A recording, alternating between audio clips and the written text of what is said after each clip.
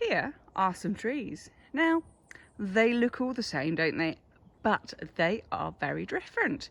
So here is a beech tree, which is a hardwood. And over here are fir trees, or I think they're pine trees, but anyway, they're fir trees, which is a softwood, and we use them for different purposes. And that is exactly the same if we look at our general universal needles compared to our quilting needles. You can see I use a lot of these needles. So let me explain the difference between the two of these. Your universal or your general needles have a specially rounded tip. I know they feel sharp to the touch, but they have a special tip, and that enables them to sew your two fabrics together, two layers of fabric, quite successfully without damaging any of the fibres.